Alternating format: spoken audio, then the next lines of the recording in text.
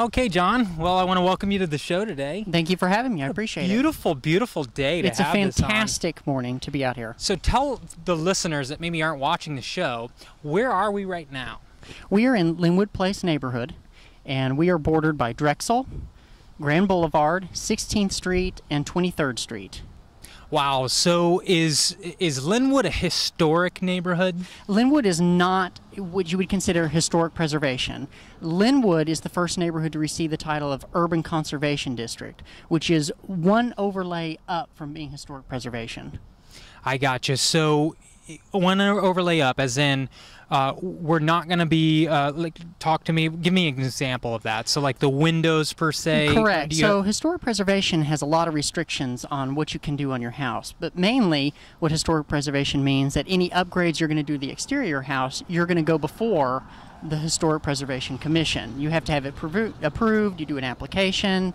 In Linwood, being Urban Conservation District, we have a few restrictions, but we don't have a commission you go before if you're going to do exterior work on your house. So this would be kind of an in-between homeowners association and then the full-blown historic. Correct, absolutely. So we just have a few restrictions, and they're in the UCD codes, which are available through the city.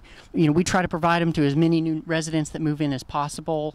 You can read through them and you can see what some of the restrictions are. For example, one restriction would be we have restrictions on our carports. You can't go in and put an aluminum carport in front of your house. It's got several restrictions you have before you can go put one in. Now, if they want to add a garage, I know that's a big question. A lot of homeowners may say, Landon, I want a two-car garage, or they may find their realtor and they say, I want a two-car garage.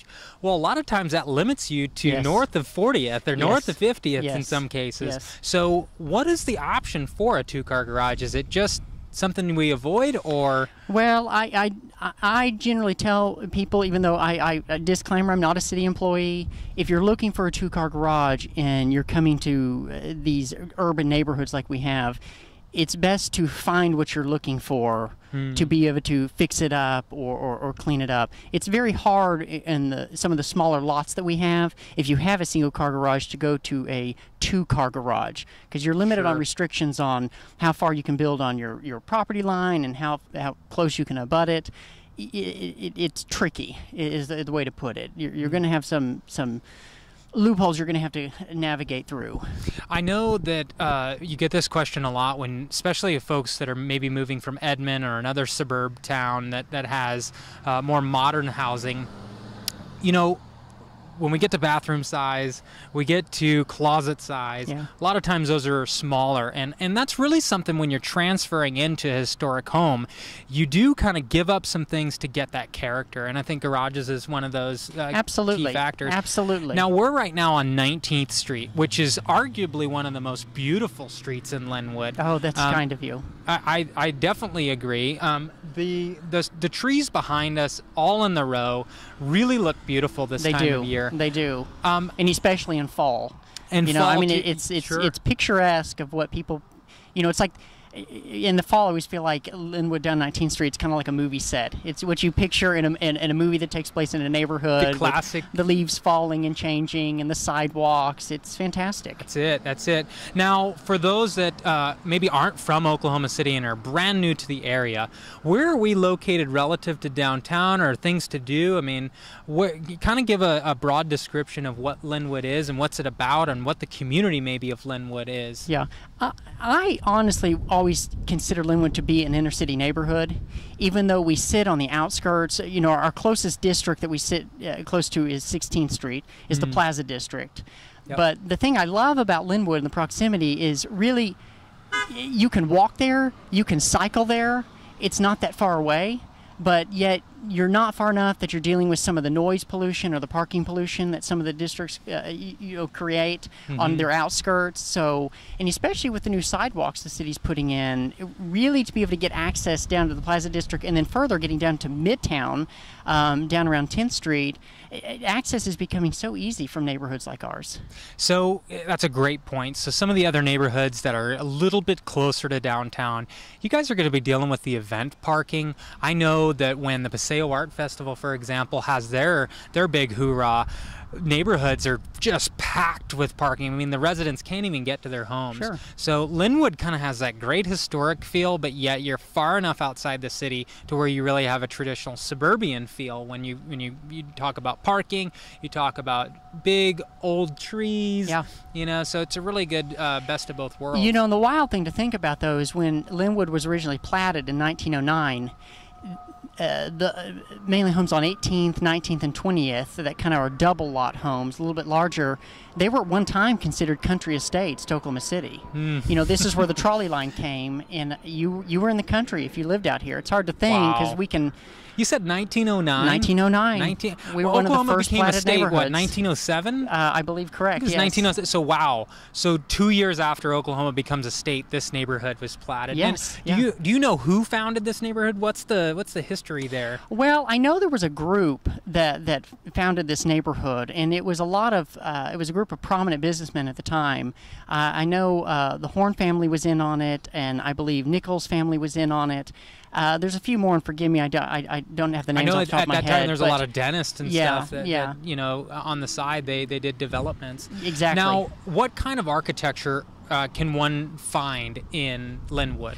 We have a broad array of architecture. We've got craftsmen, or some people arts and craft.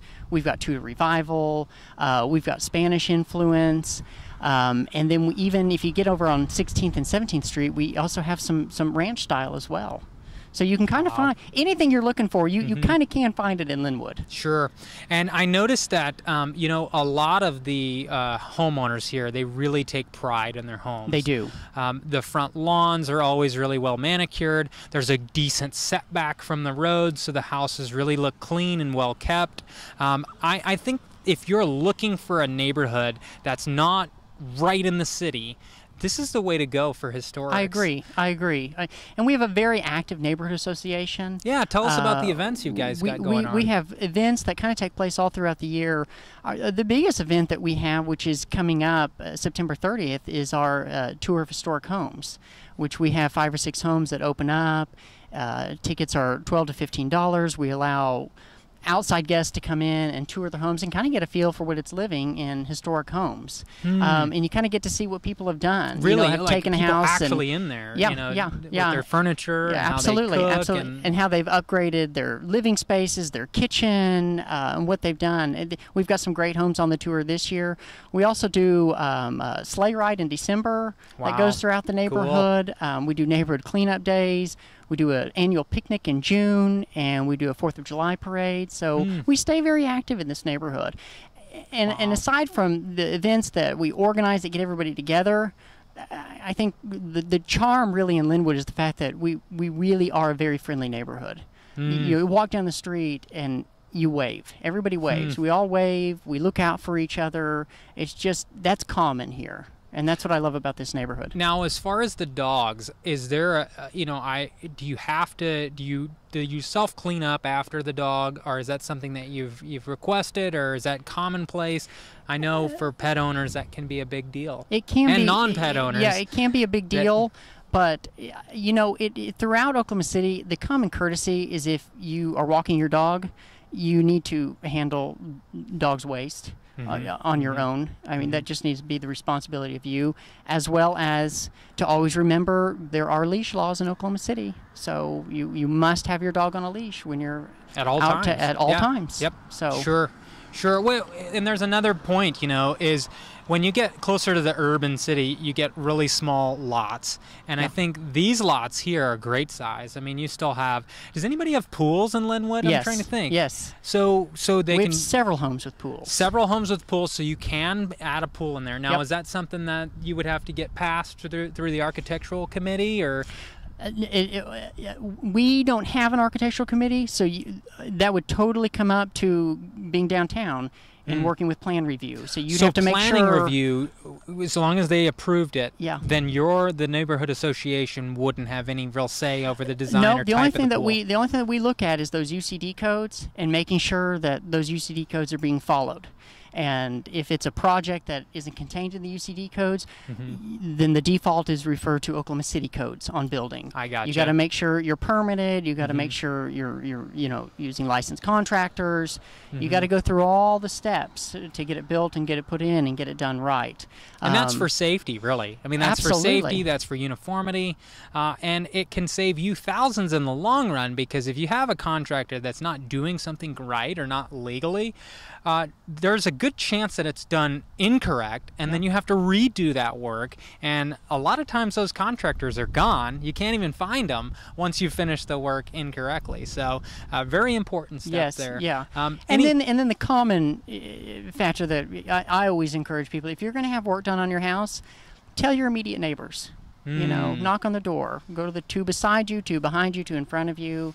Hey, we're going to be doing some projects. I always think that's a common courtesy as well. It could be a little noisy for a little while. But here's what we're doing. If you have any issue, sure. come talk to us. I mean, that's and that's in any neighborhood, not just in ours, that you're going to have work done into. So I think we get so busy we forget that step. We do. Yeah, we do. Sure. But in these inner city neighborhoods, some of us live a little bit closer to our neighbors, than than out in suburban neighborhoods where you've got a little bit more room on either side. So, which is, we all have to coexist here.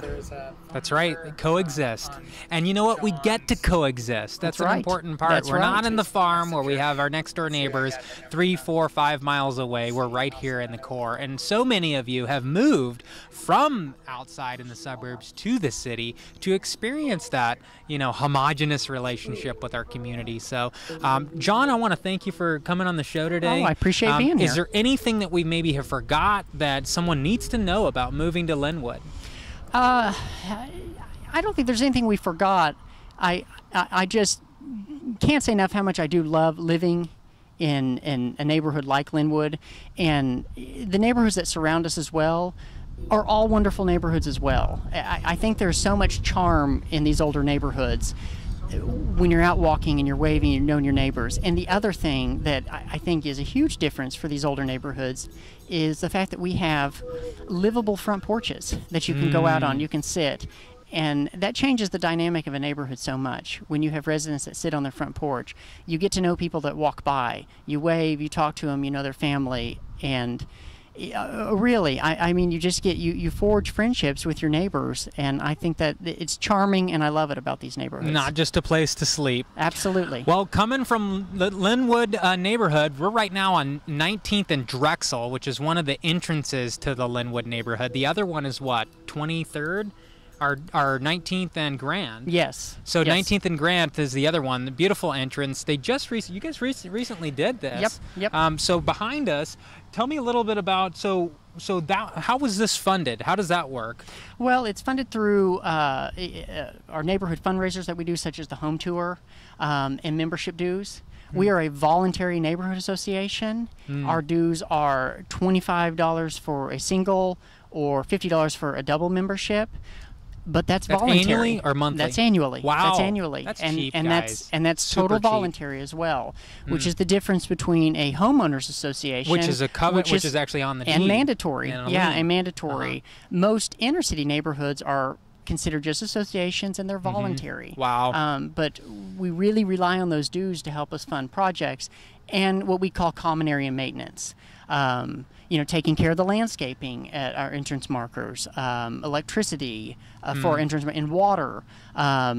We rotate mowing our medians here. That helps fund that as well. So, dues are low. I think they're very affordable for what you get. Super affordable. But it keeps these common areas which are so important. That's what makes a neighborhood. Absolutely. Folks, come out. If you haven't seen Linwood yet, or you're about to see Linwood, it's totally worth the trip.